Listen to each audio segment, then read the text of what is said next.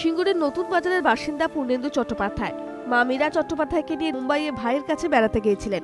২৬শে নভেম্বর কলকাতায় ফেরার জন্য অপেক্ষা করছিলেন ছত্রপতি শিবাজি টার্মিনাসে।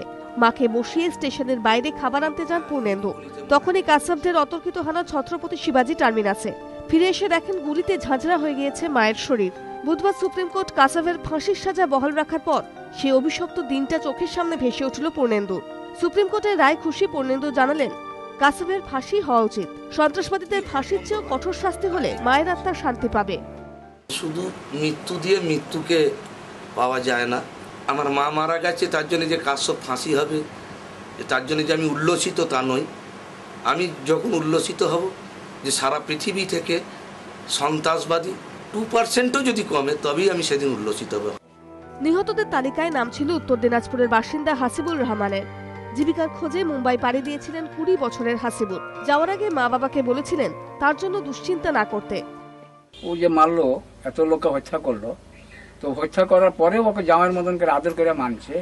আমাদের লোক যে কেমন বোকা না, ২০ বছরের বয়সের ছেলে যে মারা যায়, তারপর বাড়িতে নয় বাইরে মারা গেল, তো আমাকে ভাল লাগছে না, আমার মাকে ভাল লাগছে। আর ফিরে আসেননি হাসিবুর। পুরনো কিছু ছবি আর অজস্র স্মৃতি নিয়েই দিন কাটে বাবা মার। সুপ্রিম কোর্টের রায় খুশি হাসিবুলের পরিবার। তারা চান কঠোরতম শাস্তি হোক কাসাবের। যেদিন যায় সেদিন একটা আমার কথা বলে গেছিল, ওর মাকে, ওরা মাকে চিন্তা করছে তারা। কর্মসূত্রে মুম্বাই পাড়ি দিয়েছিলেন মুর্শিদাবাদের বাসিন্দা আফসার আলীও। ২৬/১১ সন্ত্রাসের তাণ্ডবের শিকার হয়েছিলেন তিনি। সুপ্রিম কোর্টের রায় তিনি খুশি, জানালেন আফসারের ভাই আজহার শেখ।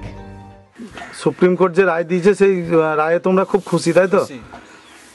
ওদের যেন ফাঁসি হয়। এইসব জঙ্গলিদের হাতে যেরকম আমার ভাই হারিয়ে গেছে, এরকম পরে যেন কারোর ভাই না হারায়, আমি এটাই চাই। স্বজন হারানোর যন্ত্রণা বই নিয়ে চলেছেন ওরা প্রত্যেকে। সুপ্রিম কোর্টের রায়কে স্বাগত জানিয়ে ওদের শুধু একটি প্রত্যাশা, আর কাউকে যেন এই যন্ত্রণা না পেতে হয়। সৌরভ বন্দ্যোপাধ্যায়, সুদীপ চক্রবর্তী ও রাজীব ঘোষের রিপোর্ট, এবিপি আনন্দ।